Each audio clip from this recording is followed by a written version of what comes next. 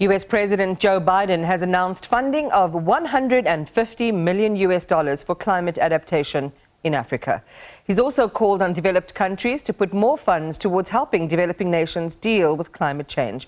We go live now to SABC News International editor Sophie Mokoena, who is in Sharm El-Sheikh with Minister of Forestry, Fisheries and the Environment, Barbara Creecy. Good evening, Sophie. Good evening, Iman.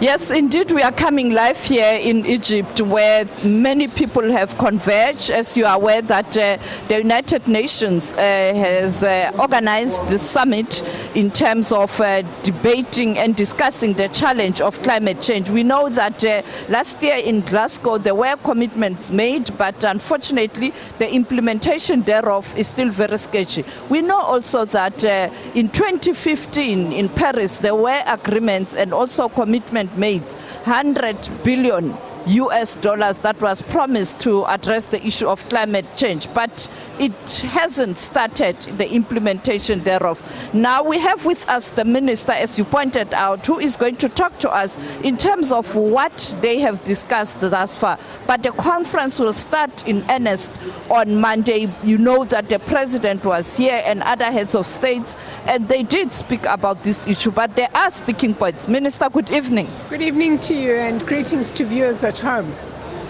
Good Minister, the issue of climate change is critical. I'm looking at the visuals on social media in South Africa, the floods in the Free State, in Gauteng, in Northwest.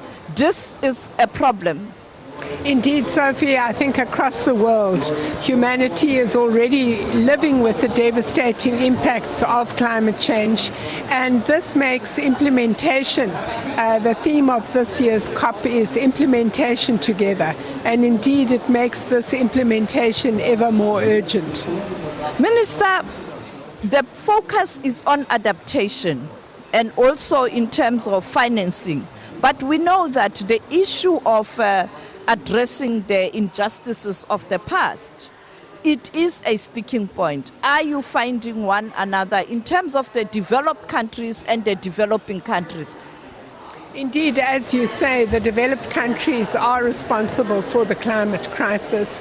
And of course, the Paris Agreement binds those developed countries to assisting developing countries with their climate transitions. And as you explained to viewers earlier, the $100 billion pledge has not yet been honored. Some say we've reached the 80 billion mark, but we still fall short. Of course, at this COP, the big sticking issue is going to be the question of loss and damage, because more and more developing countries are facing extreme weather events that are already costing between 3 and 12% of GDP. And as part of the G77, South Africa is saying that we can't wait for some facility to be developed at some stage in the future. It is necessary at this COP to discuss what is the dispensation for loss and damage now. Minister, when you spoke about the loss and damage earlier on, it looks like some countries are reluctant that this matter be on the agenda, but it looks like you were able, as delegates from different countries, those who are involved in negotiations, to push that it must be on the agenda. And when one could remember what the SG said of the United Nations, he says we must choose whether we are on a highway to climate hell or we do something. Did that message resonate with member countries, particularly the rich countries? Well, I think that the population of the world, whether in so-called developed countries or developing country economies, is heavily impacted on by climate change. And that's why this is becoming a bigger and bigger political issue around the world.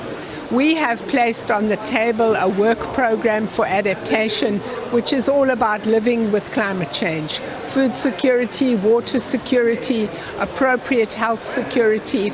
And we would like to see this matter receiving adequate attention.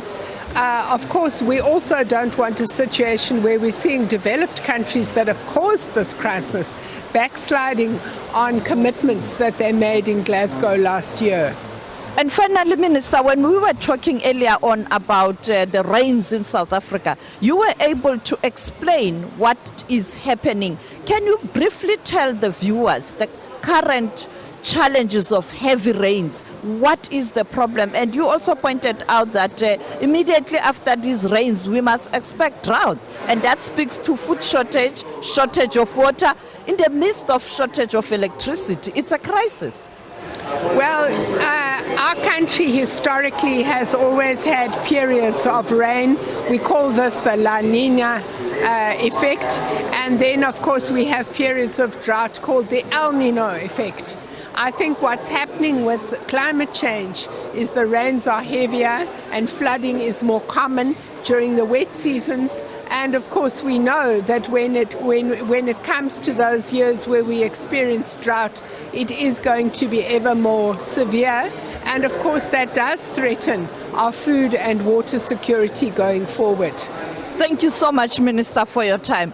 That was Minister Barbara Creecy speaking to us here at the Climate Change Summit. But you know that on Monday, the G7, G20 leaders will converge in Bali, Indonesia. This issue, again, it is going to be on the agenda. That will include the economic challenges and the war in Ukraine. And therefore, it's quite clear that there are a number of challenges around the globe. President Cyril Ramaphosa will join the G20 meeting. As you are aware that South Africa is the only country that is a member of the G20. But the president, 3 weeks ago, when he spoke to the media, he pointed out that he is going to push that African Union is admitted as a member of the G20 in the same way the European Union is a member of the G20. Therefore, stay tuned.